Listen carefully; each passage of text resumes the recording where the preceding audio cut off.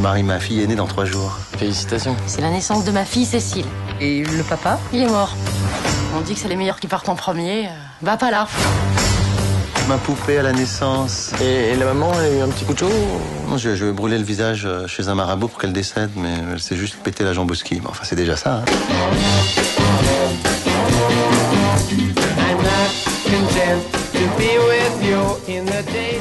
Comment on fait l'alchimie, justement? C'est la première fois que les divorcés sont obligés de se supporter comme ça dans un film. Non, l'idée c'était vraiment de raconter. Moi j'avais personnellement envie de raconter une histoire d'amour sur un couple qui a vécu cet amour. Je trouve que dans les comédies romantiques, souvent, il s'est marié avec beaucoup d'enfants à la fin des contes de fées. Dans les comédies romantiques, c'est un peu ça aussi. On passe 1h30 avant que 2 personnes s'embrassent. On laisse couler les 30 années qui suivent derrière. Je pense que souvent, les histoires d'amour, c'est les 30, 40 ou 50 années qui suivent derrière, ou même les 10, qui sont les plus compliquées. C'est le quotidien, c'est ces choses-là qui sont importantes. C'est là que se construit l'amour.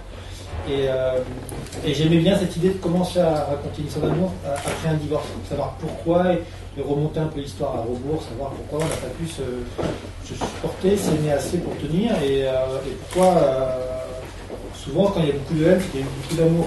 Voilà, essayer de comprendre un peu cette histoire entre un homme et une femme 20 ans après. Ah, tu veux jouer au plus con? Je vais te faire saigner du nez. Ah, voiture non fumeur. Il y a des gens... Pardon. Merci. Non, vas-y toi.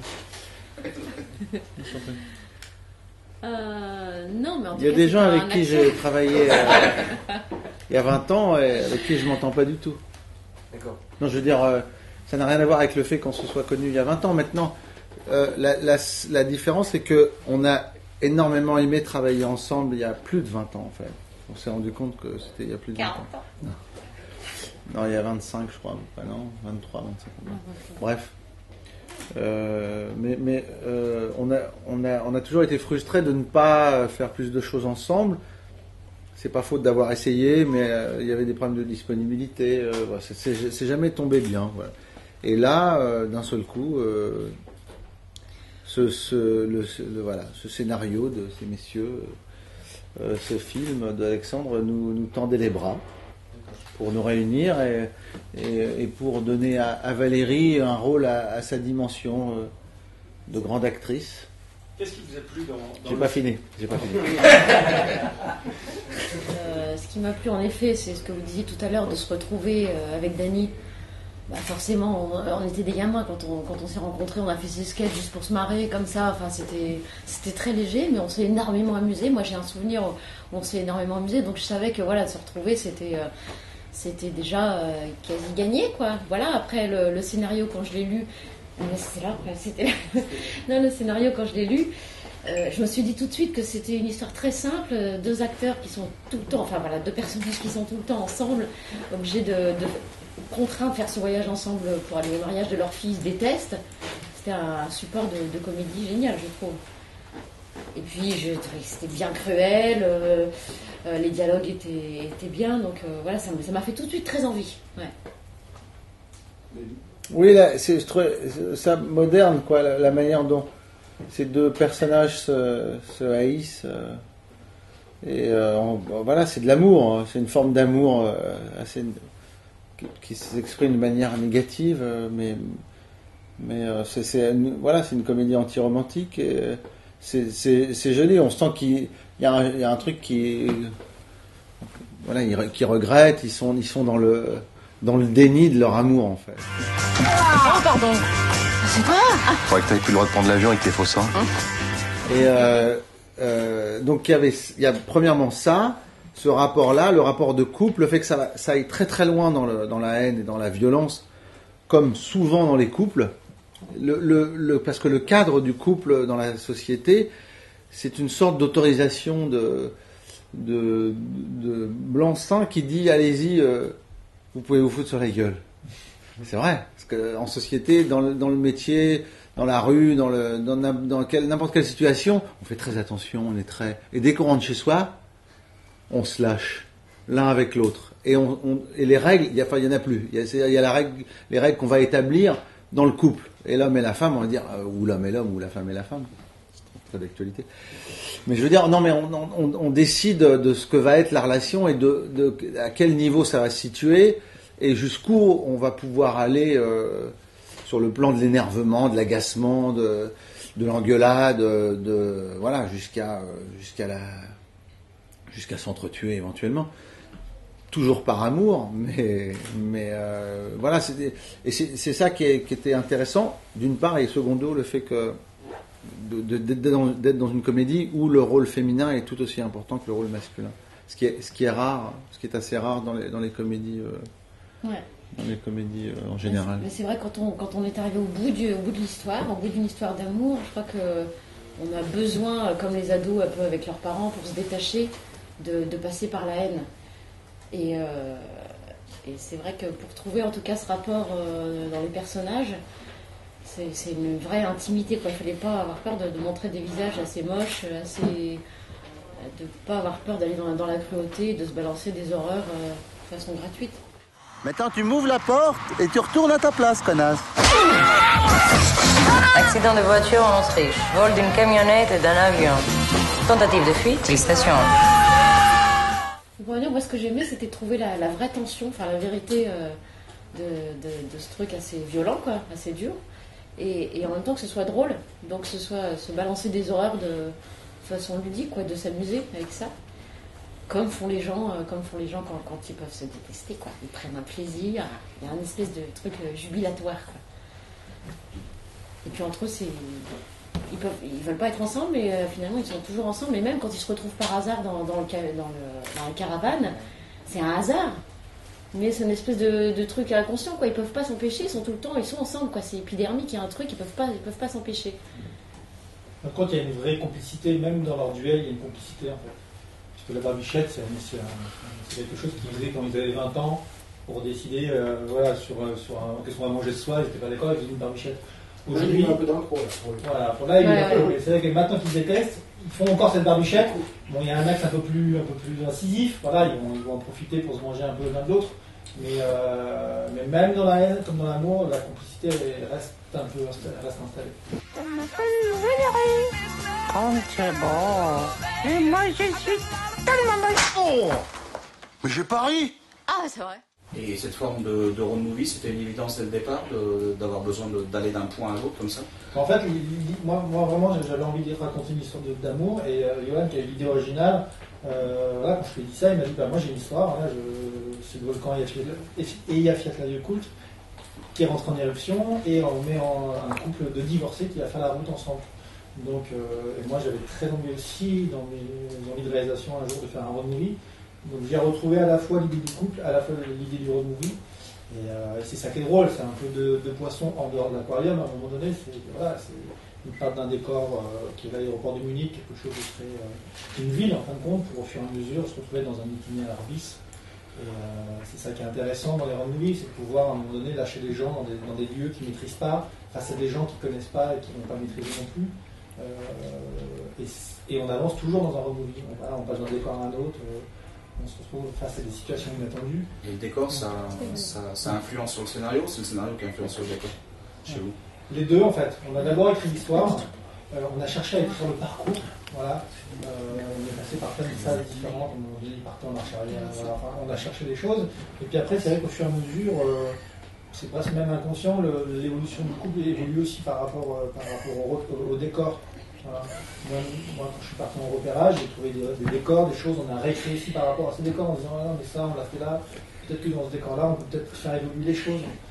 Donc voilà, les deux et les personnages, le scénario et les repérages, les décors se mélangent.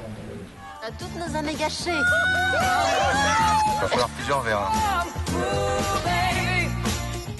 Pour les acteurs, le fait de ne pas être dans son cocon, d'être dans un lieu donné comme dans Moi, j'aurais préféré tout tourner chez moi dans ma chambre.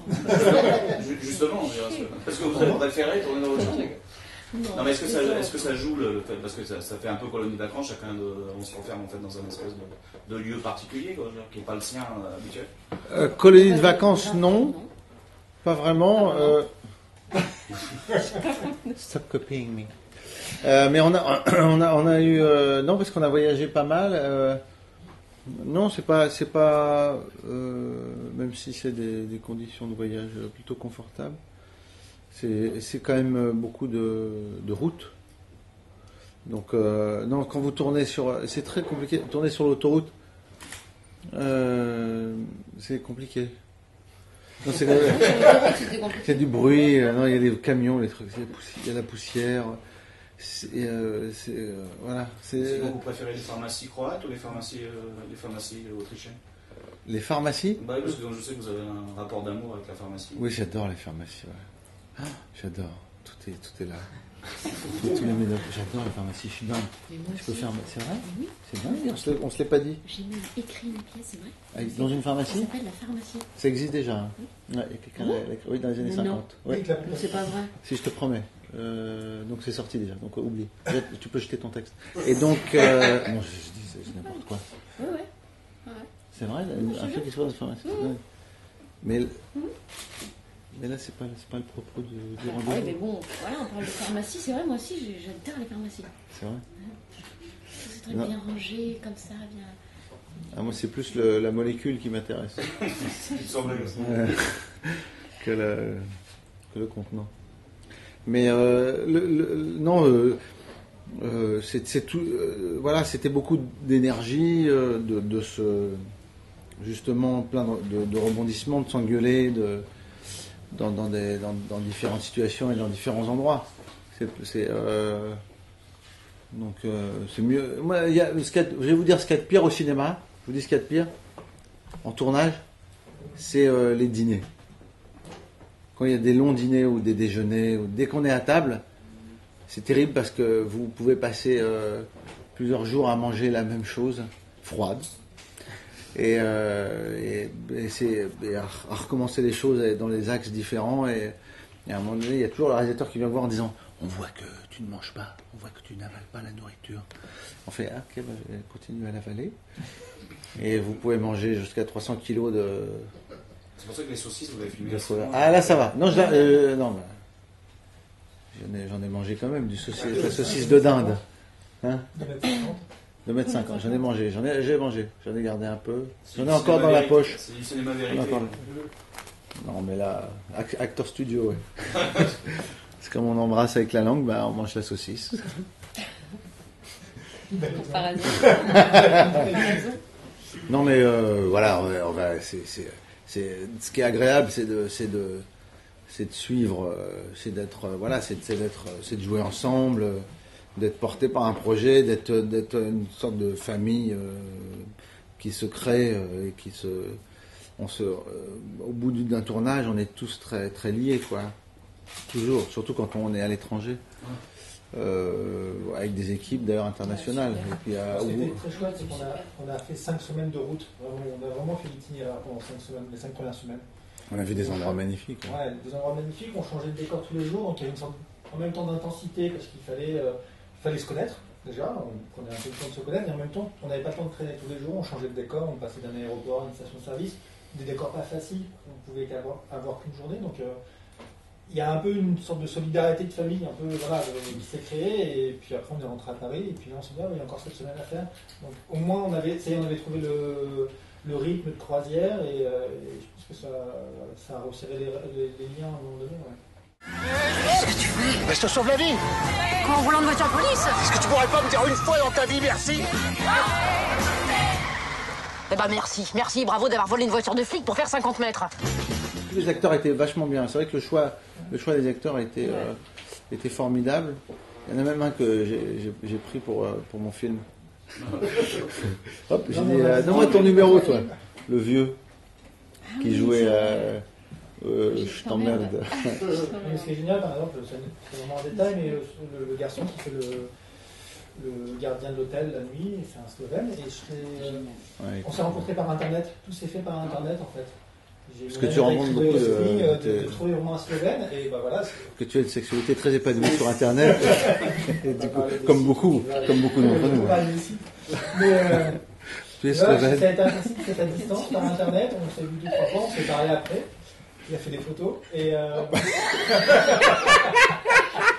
Évidemment. Évidemment. Évidemment, il a fait des photos, il Et après, les a envoyées. Ouais, les gens qui arrivent sur le tournage, on fait Il n'a pas été déçu. vu, voilà, à distance simplement. Et ça, j'ai trouvé génial. Après, C'est beaucoup plus sûr. Quand on fait les choses à distance.